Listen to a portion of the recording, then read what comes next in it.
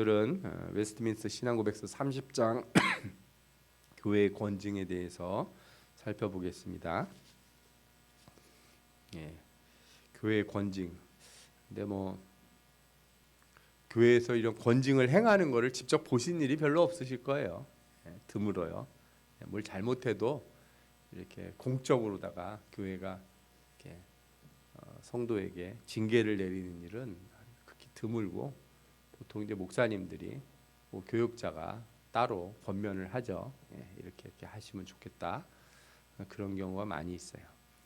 그런데 사실 이 권징이 되게 중요한 게 치리가 제대로 이루어지지 않으면, 권징과 치리가 제대로 안 이루어지면 교회 권위가 바로 쓸 수가 없거든요. 그죠? 예수님도 화를 내신 적이 있잖아요. 그죠? 화를 낼 때는 또 내야 되는 일이 있다는 걸 우리가 한번 생각해 볼 필요가 있습니다. 우리 1절을 한번 읽어볼까요? 교회의 왕이요 머리이신 주 예수께서는 세속의 위정자와는 구별된 교회 직원들의 손에 교회의 정치를 제정해 주셨다. 여기 이제 좀 어색한 단어가 두 개가 보이실 거예요. 하나는 직원이라는 표현이고 하나는 정치라는 표현이에요. 교회 직원이라고 할 때 직원은 누구를 의미하냐면 이제 목사, 교역자들, 전도사님 이런 분들, 부목사 이런 사람들을 직원이라고 부르는 거고, 정치라고 하는 표현은 뭐냐면 이게 우리나라 말로는 정치가 이상하게 안 좋은 어감이 있어요. 정치한다 그러면 아주 나쁜 것 같고 막 이간질하는 것 같고 막 이런 느낌이 들잖아요. 정치라는 말은 그런 뜻이 아니고 이렇게 다스리는 거, 어떤 제도 틀을 가지고 다스리는 거예요. 그걸 의미하는 겁니다. 전에 어떤 그 교회 목사님이 저하고 이제 대화를 하는 도중에 자기가 좀 뜻을 세우셨다고 그러시더라고요. 그래서 어떤 뜻을 세우셨나 해서 정치를 하려고 준비 중이다 그러시는 거예요. 그래서 저는 큰일 났다. 이거 무슨 큰 시험을 드셨나? 어디 무슨 시의원, 도의원이라도 나가시는 건가? 막 이랬어요.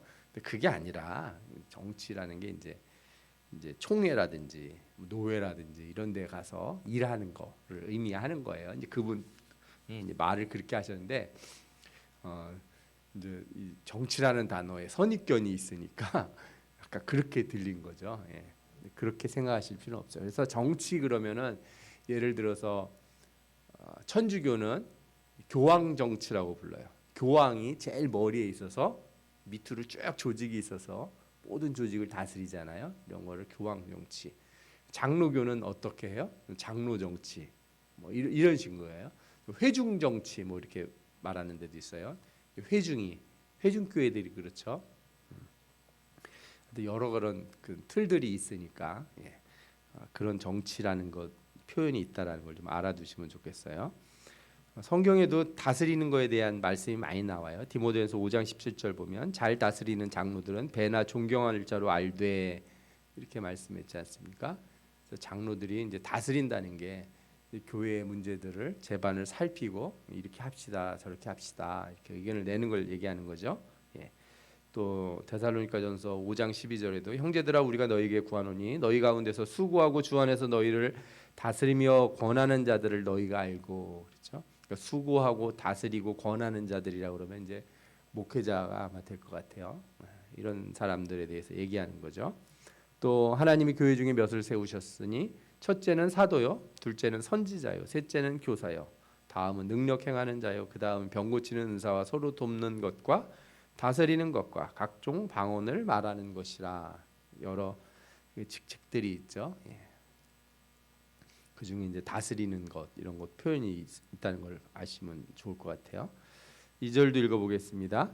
이 직원들에게는 천국의 열쇠가 맡겨져 있다. 이 열쇠의 힘에 의하여 그들은 말씀과 권징을 사용하여 죄를 보류시키기도 하고 용서하기도 하며 회개치 않는 자에게는 천국 문을 닫기도 하고 회개하는 죄인들에게는 복음을 전해주고 때에 따라 권징을 사면해 줌으로써 천국 문을 열어주는 권세를 가지고 있다.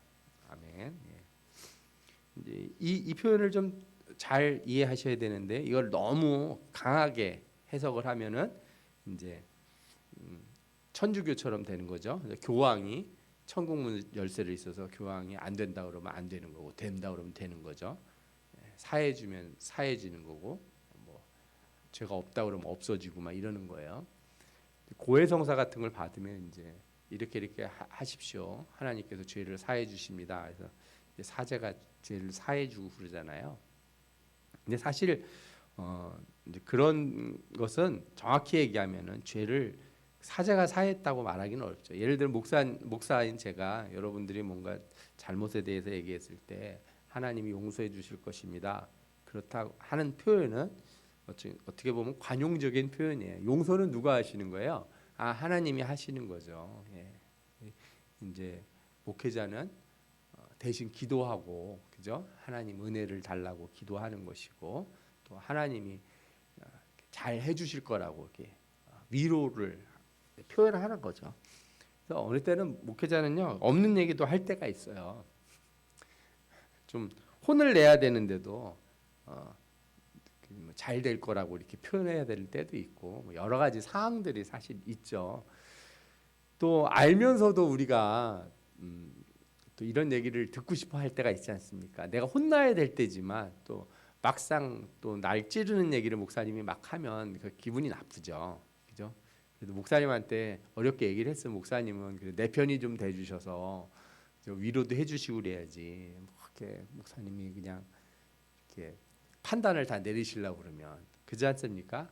아이가 어디서 싸우고 왔는데 엄마한테 막 얘기했을 때는 엄마가 편 들어달라고 엄마한테 얘기를 하는 거지. 엄마가 들어보더니 그건 네가 잘못했네 이렇게 얘기하면은 아이가 기분이 좀 그럴 거 아니에요. 예. 그래서 아무래도 목회자들은 이제 그런 좀 표현들을 세게 하지 못하는 경우가 많이 있어요. 예. 그런 건 여러분들이 잘 아셔서 목사님이 그렇게 얘기했으니까 다 끝났다. 용서받았고 난 아무 문제 없다. 이렇게 또 착각을 하시면 안 돼요. 그죠? 예. 자기가 기도하고 하나님 앞에 회개하고 근신할 때도 근신하고 이런 자세를 가져야겠죠. 여기서 말하는 이 직원들이라고 하는 표현보다는 저는 교회라고 하는 표현이 맞을 것 같은데 참된 교회에는 이 정도의 어떤 권한이 있다. 그러니까 뭐 천국에 못 들어가게 막는다거나 이런 의미가 아니고요. 사람들을 징계하고 가르치고 판결을 내릴 수 있는 권한을 하나님이 참된 교회에 주셨다. 이렇게 이해하시는 게 좋을 것 같아요.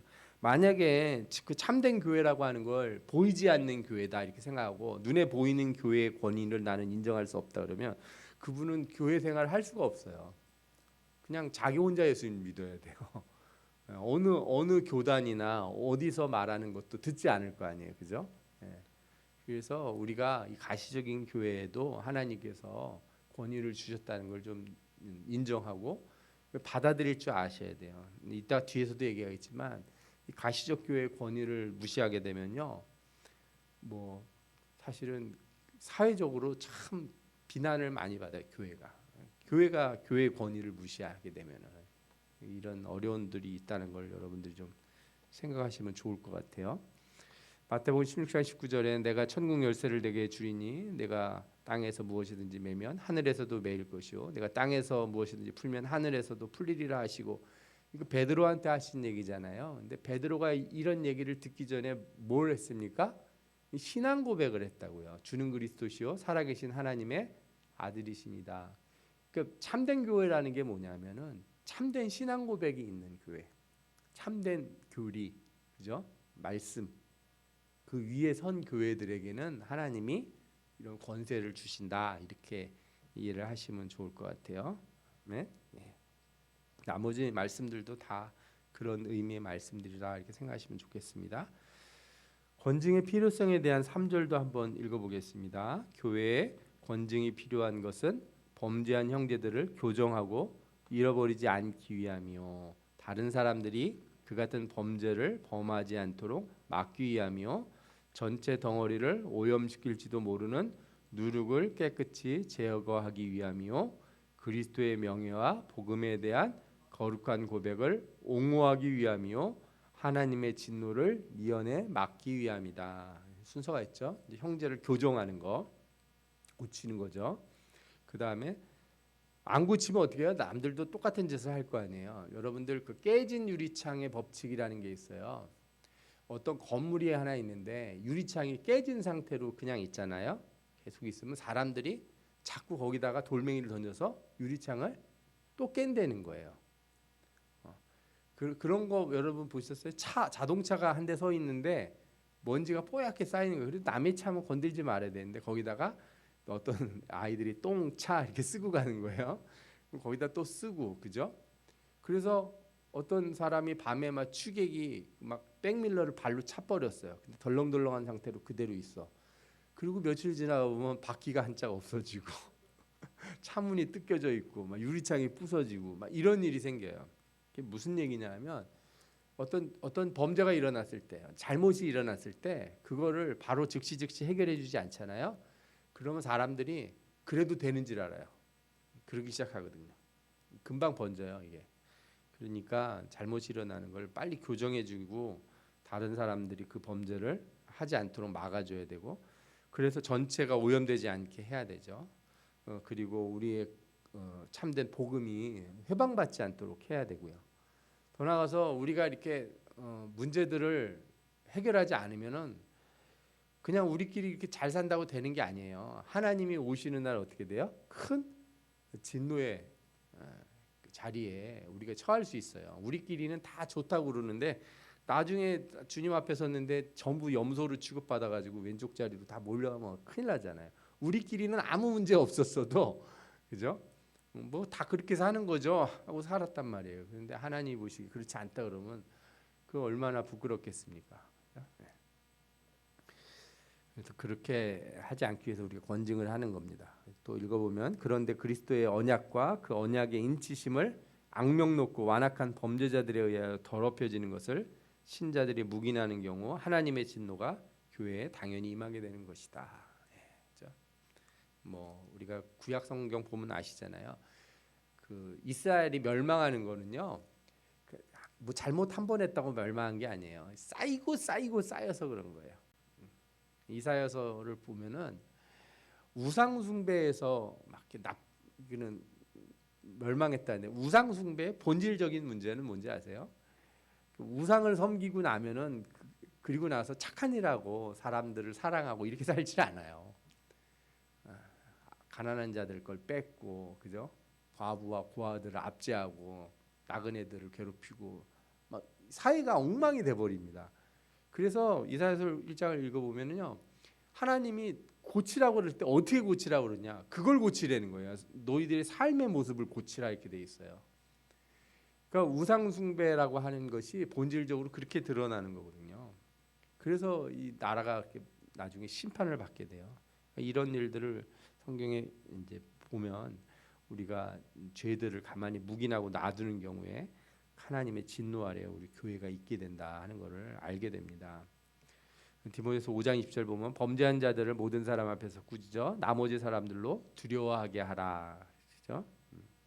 디모데전서 1장에도 보면 알렉산더와 후메네오라고 하는 사람이 있잖아요. 그죠? 이들에 대해서 꾸짖는 말씀들이 이렇게 나와 있죠. 또 유다서에도 보면 어떤 자를 불에서 끌어내어 구원하라. 또 어떤 자를 그 육체로 더럽힌 옷까지도 미워하되 두려움으로 긍휼히 여기라. 이런 말씀이 있어요. 다 권징에 관련된 말씀들이죠. 네 번째 절을 같이 읽겠습니다. 이러한 목적들을 보다 효과적으로 달성하기 위해 교회 직원들은 당사자의 범죄와 과실의 성격에 따라서 권계, 일시적인 수찬 정지, 그리고 교회에서 제명을 할 수가 있다. 제명을 행할 수가 있다. 권계라는 건 이제 권고, 경고 뭐 이런 것들이죠. 수찬 정지가 이게 되게 우리가 사실 중요하게 생각해야 되는 거예요. 성찬을 못 받게 하는 거예요. 성찬 금지. 예. 제명이라고 하는 거는 이제 교회에서 출교시키는 거죠. 출교. 그런 상태로는 당신은 교회에 나올 수 없다. 진짜 근신하고 회개하고. 근데 요즘은 겁을 안 내는 것 같아요.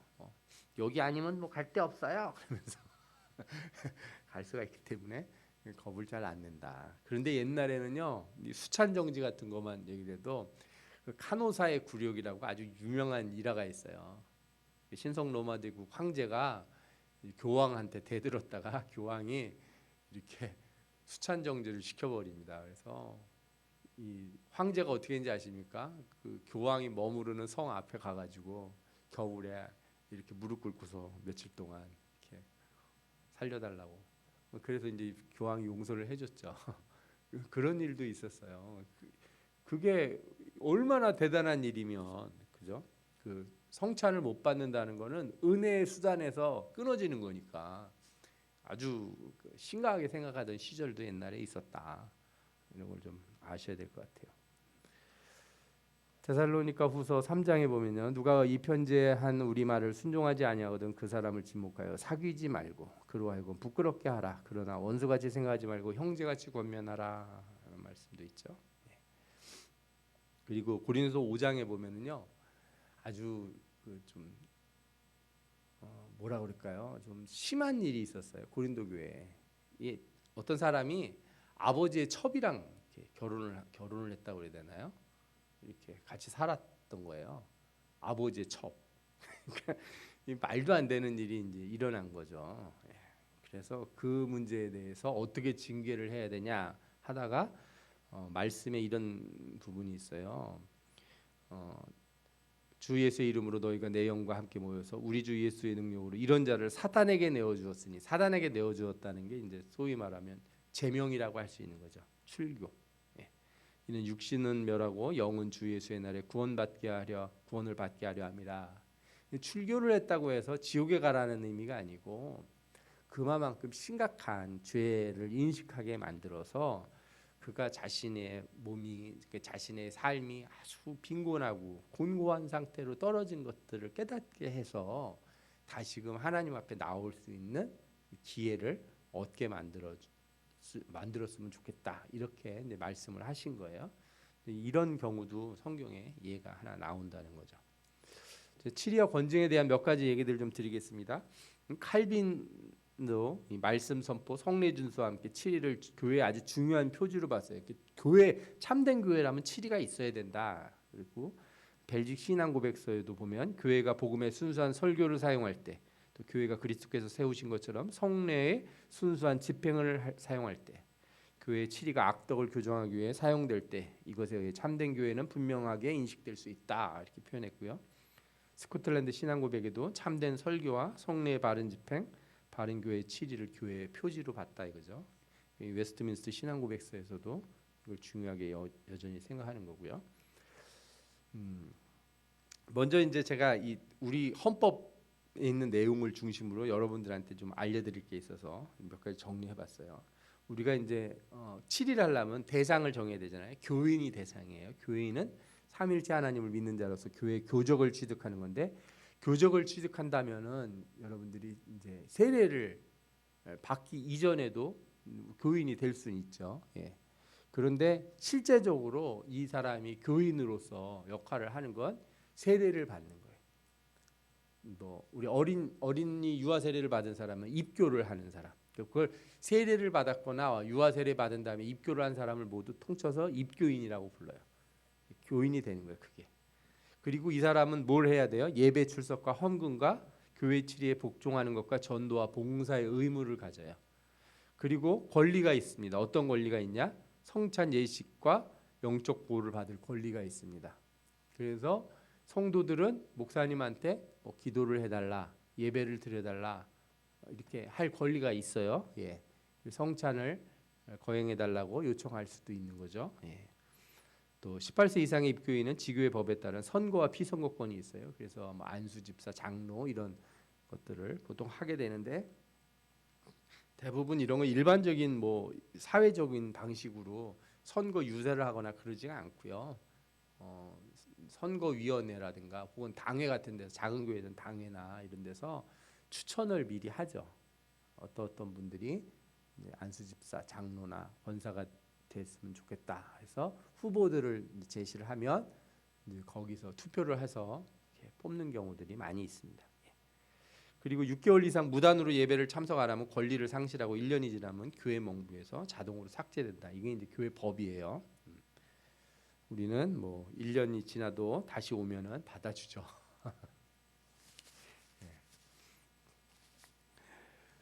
권징의 사유들이 있는데 언제 권징을 행하느냐? 우리 총회 헌법을 살펴보면 제가 그냥 약간 요약을 좀 했어요. 신앙 행위가 성경이나 헌법 및 헌법에 의해 개정된 규정을 위반한 행위. 되게 포괄적이긴 해요. 근데 뭐 특별한 내용들이 몇 가지 있는데 예배를 방해하는 거. 예배 시간에 막 떠들고, 그죠? 막 소리 지르고 막 이러면 안 돼요. 이단 행위, 또 이단에 동조하는 거, 또 사회 법률에 위반하여 기독교인으로서 심히 부도덕한 행위, 그죠? 사회법에 의해서 징계를 받고 재판을 받는다든지 이러면은 이제 그거는 권징의 사유가 될 수 있죠. 또 교회 치리를 거부하고 이를 부정하는 거, 또 직권남용과 배임, 횡령, 뭐 직무에 어긋난 거. 사실 요거로다가 이제 사실 말들이 많죠. 요 부분이 직권남용, 배임, 횡령이.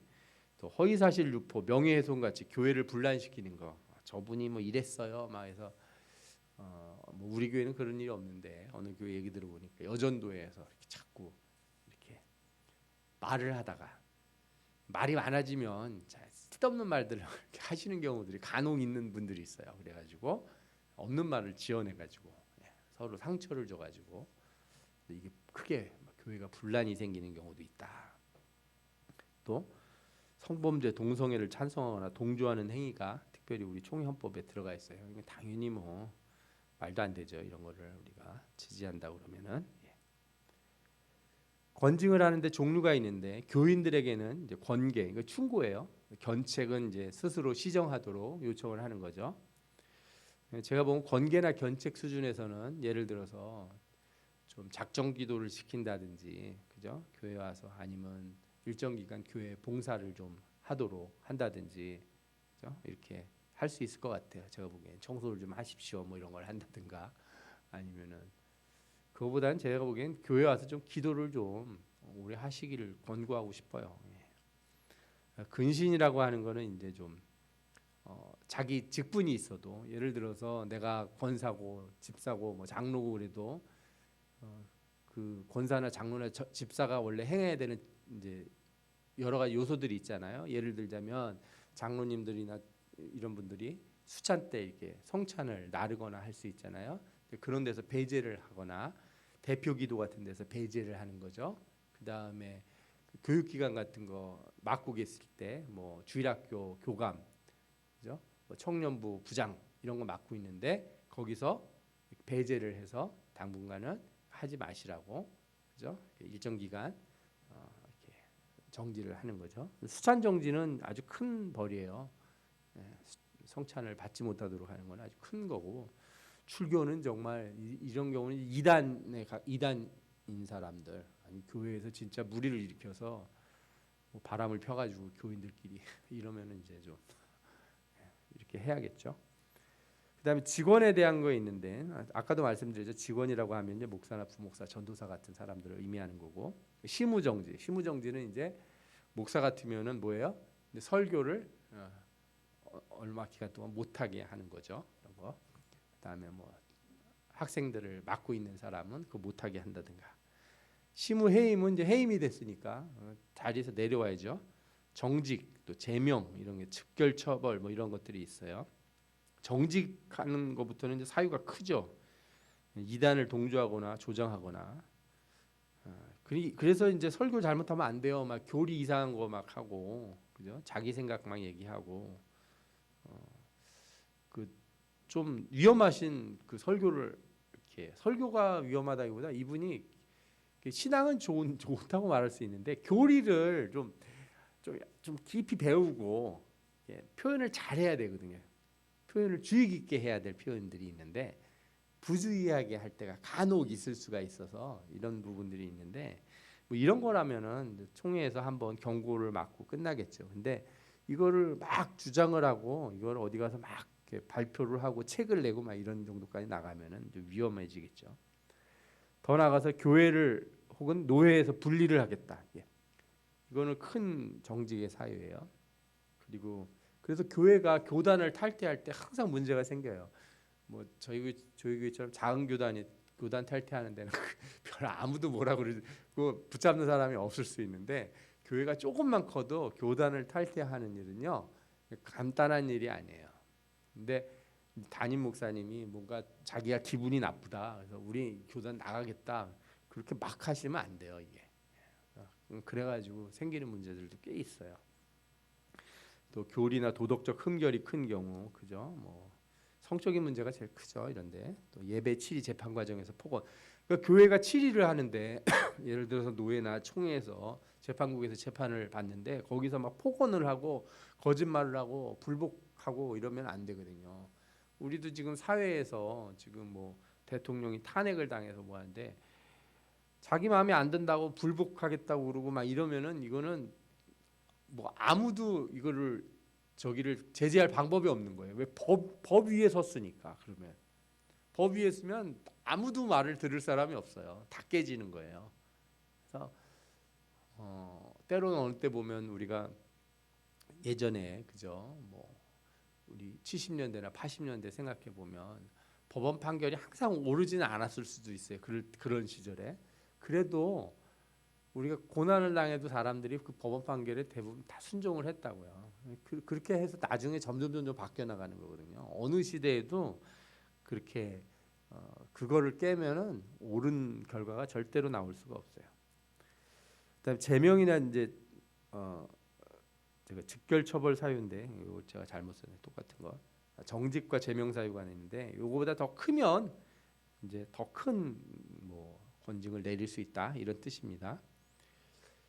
소송과 당의 재판국 구성이 있는데 이제 어떤 문제가 생겨서 고소를 할 수가 있어요. 보통 교회에서 문제가 생기면 고소하시는 분이 고발장을 서식에 따라 당회에 제출하는데 고소하고 고발의 차이가 뭔지 아시죠? 고소는 이제 당사자인 경우에요. 당사자. 고발은 제3자도 할 수 있는 거예요. 고발은 당사자들은 이제 3년 안에, 고발은 2년 안에 해야 되는 거고, 죄명과 내용, 증거, 증인, 기탁금을 제출해야 돼요. 기탁금이라는 건 이제 무슨 의미냐면은 무고하면 안 되니까 무고해가지고 그죠? 그렇게 할 수 없도록 기탁금을 내고 이렇게 소송을 교회에다 하면은 교회에서는 이제 당회에서 재판국을 3인 이상 5인 이하로 당 회원 가운데 선임을 해요. 그런데 이제 교인이 만약에 못 받아들이겠다, 혹은 당회에 속한 사람에 관련된 것이다. 그런 경우에는 이제 노회에 위탁을 하고 그래서 재판국을 만들어서 하게 되고요. 재판국은 장로, 집사, 권사, 서리집사, 일반 교인에 대한 소송 사건을 재판하도록 하는데 저도 한 번도 본 적이 없어요. 거의 이런 일은 그렇게 이렇게 하기 전에 이미 얘기가 다 나왔을 것이고, 그죠? 가부간에 다 알 것입니다. 그거를 숨겨서 뭐 덮고 뭐 이런다고 될 일이 아니라 잘못했으면 잘못됐다고 회개하고, 목사가 됐으면 목사도 잘못했다고 회개하고 근신하고. 제가 그런 얘기를 들었는데 어느 목사님이 본인이 잘못한 게 있는데 잘못의 내용을 뭐 모든 교인한테 다 말할 필요는 없다 생각해요. 근데 목사님이 마음에 찔려서 이제 설교를 내려놓고 이 맨 앞자리에 앉아서 이 교회에서 이렇게 강대상에서 항상 기도하시면서 몇 달 동안 근신을 하신 거예요. 그러니까 교인들이 그런 목사님을 보면은 인정을 하게 되죠. 그죠? 어떤 장로님이 그렇게 했는데 그걸로다가 막 대판 싸워서 나가버리면 그건 은혜가 안 될 거 아니에요. 교인들 막 이렇게 패 만들어 가지고, 그죠? 여러 사람 데리고 교회 바깥으로 나간다든지 이런 거 아니고 이렇게 근신하는 모습을 보여주고 기도하고 그런다면은 그런 일을 통해서 교회가 더 하나 되고 단합될 수 있다고 저는 생각이 들어요. 그래서 그렇게 하는 게 옳은 거지 이걸로다가 뭐 판단을 받고, 더 나쁜 거는 뭐예요? 사회로 끌고 나가는 거예요. 사회 법정으로. 근래 이제 제가 이거 말씀 준비하면서 좀 찾아봤어요. 교회 분열의 문제들이 뭐가 있는지, 막 재판이 나오는 문제들을 좀 살펴봤는데 대부분 다 교리 문제는 없어요. 교리 문제로 싸우는 일은 드물고 담임 목사님의 지위와 관련된 재산권 문제가 커요. 그런데 이제 2006년에 대법원 전원합의체 판결이 났는데 어떻게 판결이 났냐면은 예전에는요 교회가 둘로 쪼개졌으면 그 원 교회의 재산을 쪼개진 사람의 비율만큼 해서 교회 재산을 나누도록 했었어요. 그런데 2006년 대법원 판결에서 어떻게 나왔냐? 그거를 깼어요. 그렇게 하면 안 된다 하고 공동의회 이 교회가 이제 사단이거든요. 사단법인이니까 이 사단이 이렇게 정당한 회의를 해서 결의가 난 것에 따라서 가야 된다. 그래서 사람들이 아무리 여기서 뭐 3분의 2가 나가서 우리가 교회를 따로 세운다고 해도 그렇게 나간 분들이 무슨 정당한 회의를 할 수 없는 상태, 공동의회 같은데 소집이 안 되고 이게 이루어지지 않은 상태에서 나가서 했으면은 권리가 없다는 거예요. 원교회에 권리가 있다. 그래서 이런 경우가 있었죠. 노회에서 이제 그 목사님을 징계를 한 거예요. 어떤 문제가 있어서 이분이 일신상의 문제로 징계를 받았는데 징계를 거부하는 거죠. 담임 목사직을 내려놓도록 징계를 했는데 징계를 거부하고 공동회의를 열어서 우리는 교단을 탈퇴하겠다 이렇게 결의를 했다는 거예요. 근데 노회가 징계를 내린 게 먼저잖아요. 권한이 없는 거예요, 이분이. 그러면은 공동회의가 성립이 안 되는 거죠. 성립이 안 됐는데 투표를 했으니까. 그러면 그 공동회의 결론을 통해서 교단에서 탈퇴하는 게 인정이 안 돼요. 그렇게 되면 정당한 이런 공동회의 소집을 한 뒤에 된다. 제가 이거 읽어보다가 좀 속상했어요. 이 대법원 판례를 제가 다 읽어봤거든요. 쭉 읽어보고 몇 개 사례도 좀 봤는데 이거를 법정에 들고 나가야 되나 교회가 이렇게까지 해야 되나 하는 생각이 들어서 얼마나 좀 비참한 마음이 들더라고요. 절대 이래서는 안 된다고 생각하고 성경에서 뭐라 하냐면 교회 안의 문제를 세상 법정에서 판단받지 말라고 고린도전서 6장에서 나오거든요. 그거를 우리 스스로 이 세상을 판단해야 될 주체가 교회가 돼야지 세상이 교회를 이렇게 판단하고 저렇게 판단하고 하는 거는 교회가 얼마나 부끄러운 일이겠어요. 그렇죠?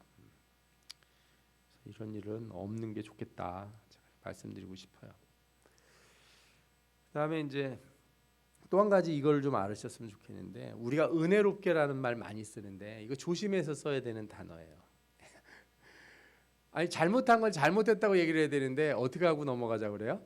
은혜롭게 넘어가자 그래요. 은혜롭게는 대충대충의 다른 표현이 아니에요. 대충대충 하자는 걸 은혜롭게 하자. 뭐 하다가도 좀 안 맞아가지고 막 이상해지면 그냥 은혜롭게 넘어가요. 뭐 이런다고요. 관용어구처럼 쓰는데 용어를 좀 잘 쓸 필요가 있죠. 그죠? 교회가 치리하는 목적은 바른 신앙을 가리키기 위해서 그런 거죠. 그죠? 그리고 하나님의 영광을 돌리게 하려고 하는 거지. 하나님의 영광을 못 돌리는데 은혜롭게 하자고 그러면 어떻게 하자는 거예요. 하나님의 영광을 가리는 일을 하면서. 그래서 예를 들어 사회법을 어겨서 징벌을 받은 사람이라면 스스로 근신하고 더 열심히 기도하고 그죠? 더 모범되는 신자의 모습을 좀 보여야 될 것이고 그죠? 또 성도들은 그걸 가지고 자꾸 판단하려고 하지 말고 어떻게 해야 돼요? 그를 위해서 기도해 줘서 그가 바른 길로 올 수 있도록 이렇게 권해 줘야 되는 거고요. 또 교회 안에서 성도 간의 갈등이 생겼을 때는 그거를 막 옆 사람들을 막 단톡방 같은 데다가 만들어 가지고 그 주일학교 애들이나 하는 거라고요. 자기들끼리 막 얘기하다가 싸우면은 패 나눠 가지고 자기들끼리 또 방 만들어서 막 서로 헐뜯고 막 이러는 거 한다고. 어른들이 하시는 경우들이 있어요. 이러면 절대 안 되죠.